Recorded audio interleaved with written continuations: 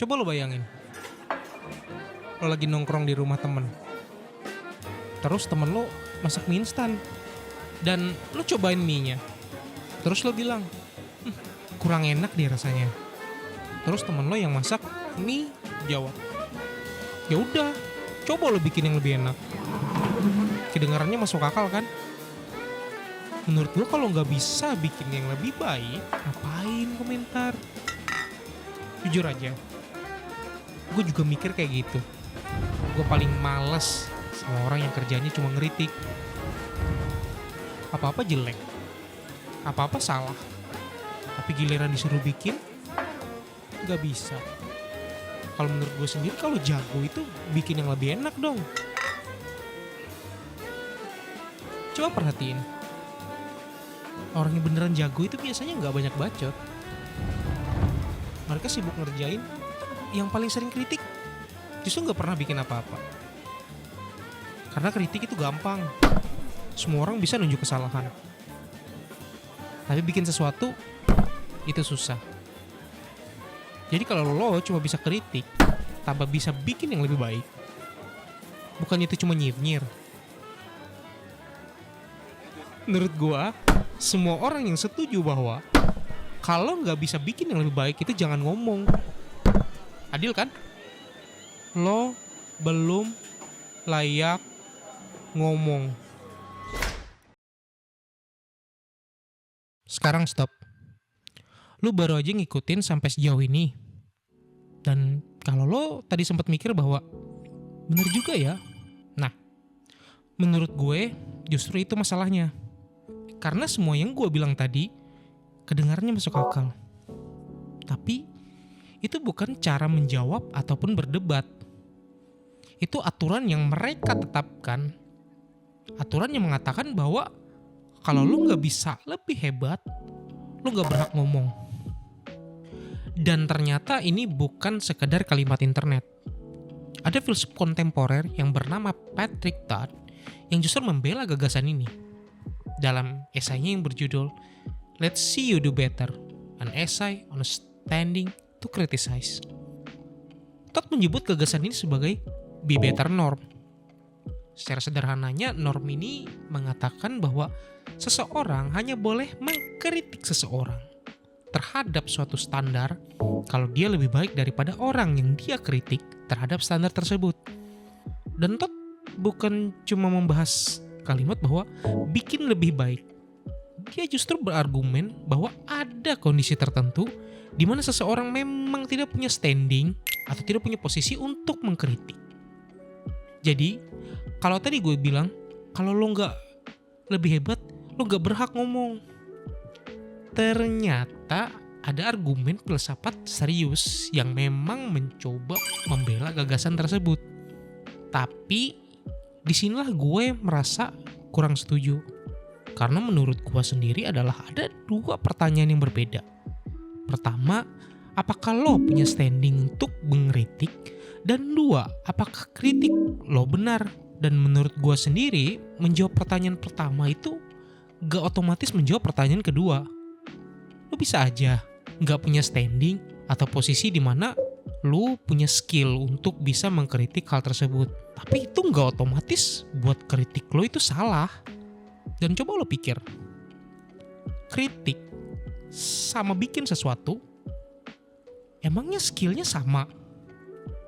Kalau iya, berarti pelanggan gak boleh komplain ke restoran, penonton gak boleh nilai film, pemain gak boleh komplain game, warga gak boleh kritik pelayanan publik, sampai dia bisa bikin versi yang lebih baik. Masalahnya, dunia itu gak pernah semudah itu. Bahkan lebih dari 2000 tahun yang lalu, kasus ini bukan kasus yang baru, dan salah satu filsuf yang terkenal di zaman itu pernah ngomongin soal hal ini, yang bernama Aristotle. Aristotle bilang bahwa the guest will judge better of a fish than the cook. Kalau gue nangkap maksudnya adalah, lu gak perlu bisa megang spatula buat tahu telurnya keasinan. Karena yang dinilai oleh tamu adalah hasil akhirnya, bukan proses dibalik masaknya. Karena kritik ataupun saran yang dilontarkan dari mulut lo sendiri tidak dibaluti oleh rasa sayang atas apa yang lo ciptakan. Tapi kalau mau jujur, ada bagian dari argumen tadi yang memang ada benarnya. David Hume gak menganggap semua orang punya kemampuan menilai yang sama. Dalam esai yang berjudul Of the Standard of the Taste, dia menulis, strong sense united to delicate sentiment, improved by practice, perfected by comparison, and clear of all prejudice, can alone entitle critic to this valuable character. Jadi buat Hume, kritik yang bagus itu nggak cukup cuma gue nggak suka. Lo perlu punya kepekaan, pengalaman, latihan, kemampuan membandingkan, dan yang nggak kalah penting, kemampuan buat menilai sesuatu tanpa terlalu dibutakan sama selera atau prasangka sendiri. Jadi kalau ada yang bilang bahwa gue nggak perlu bisa bikin film buat kritik film, Hume mungkin bakal bilang, belum tentu. Bukan karena lo harus bisa bikin film yang lebih bagus, tapi karena penilaian yang bagus juga perlu dilatih. Dan menurut gue, ini justru bikin masalahnya lebih menarik. Karena Hume gak membela Bibi Eternom secara langsung, dia cuma bilang bahwa gak semua kritik punya kualitas yang sama. Nah, Immanuel Kant membawa masalah ini ke arah yang sedikit berbeda. Di dalam bukunya yang berjudul Critique of Judgment, Kant menulis, the judgment of a taste is therefore not a cognitive judgment. And so, it's not logical, but it's aesthetic. Kedengarannya ribet, tapi poin sederhananya bahwa ketika lo melihat sesuatu, lo sedang melakukan aktivitas yang berbeda dari ketika lo membuat sesuatu. Dan disinilah Bibi Eternom muncul masalahnya. Karena kalimat, kalau lo nggak bisa bikin yang lebih baik, lo nggak berhak mengkritik, itu menganggap kemampuan pembuat sebagai syarat buat kemampuan menilai. Emangnya harus begitu? Pengalaman sebagai pembuat jelas bisa membantu, bahkan mungkin bikin penilaian lo jauh lebih tajam. Tapi itu nggak otomatis berarti setiap penilaian lo benar. Lo bayangkan kalau misalnya channel Red Letter Media bikin video 3 jam tentang One Miss Call, misalnya film kan, One Miss Call. Jadi urutannya nomor 1 One Miss Call, nomor 2 The Shawshank Redemption. Kan konyol gitu kan. Nah, kalau memang sesederhana itu, kenapa kalimat kalau bisa bikin yang lebih baik, bikin aja sendiri? Karena kalimat itu sebenarnya gak menjawab kritiknya. Dia cuma mengubah pertanyaannya. Yang tadinya adalah, kritik lo bener gak? Sekarang malah jadi, emang lo siapa? Dan apa dasar lo buat mengkritik? Dan daripada kita menyerang yang pertama, kita lebih baik menyerang yang bagian kedua. Karena kalau kita benar-benar mau menjawab kritik, kita harus melihat isinya, kita harus lihat alasannya, kita harus cek fakta, dan mungkin kita harus menerima bahwa ada yang salah di sudut pandang kita. Tapi kalau kita serang orangnya, yang mana itu adalah bagian yang kedua, kita nggak perlu melakukan semua itu. Kita tinggal bilang, lu aja nggak bisa. Udah, percakapannya pindah dari kritiknya ke orang yang ngasih kritik. Makanya respon kayak gini kadang-kadang bisa masuk ke wilayah ad hominem. Bukan berarti pengalaman atau kredibilitas seseorang itu nggak penting. Jelas penting. Kalau seseorang memang ahli di bidangnya, ya pengalaman mereka memang layak dipertimbangkan. Tapi pengalamannya nggak bikin argumennya otomatis benar. Dan kalau nggak punya pengalaman, juga nggak bikin argumennya otomatis salah. Selain dari ad hominem itu sendiri, bentuk yang paling gampang dilihat selain dari ad hominem itu sendiri adalah lu juga nggak bisa. Nah, ini sebutannya adalah tukokui. Ya, gue nggak mau jelasin lebih dalam, tapi intinya tetap sama.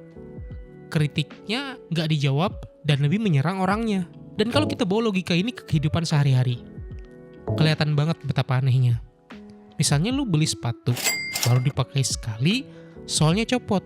Lu balik ke toko, terus penjualnya bilang bahwa ya udah, lu bikin aja sepatu sendiri. Lah, lu nggak pernah bilang bahwa lu bisa bikin sepatu yang lebih bagus.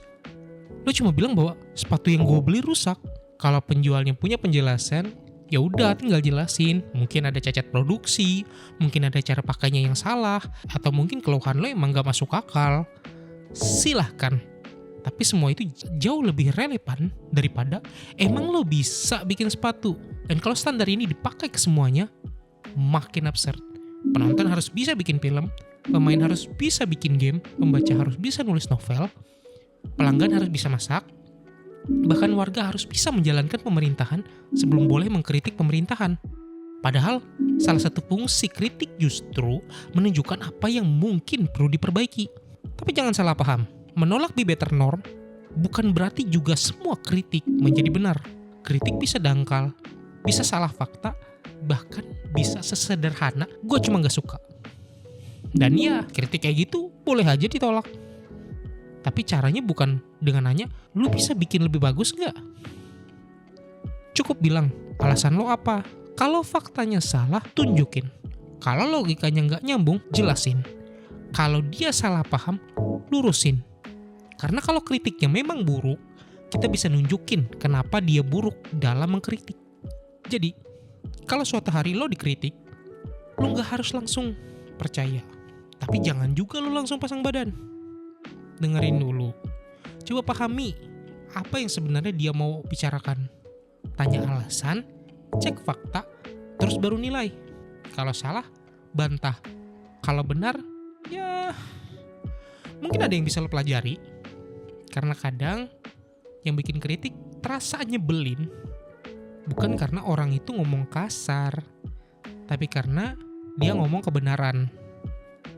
Dan mungkin itu juga alasan kenapa kita lebih suka nanya, emang lo bisa bikin lebih baik, daripada nanya, jangan-jangan kritiknya benar. Ya, gue tutup aja ya video ini. Dan menurut gue, Eternal itu lebih bagus daripada Shang-Chi. Gitu aja sih. Yo,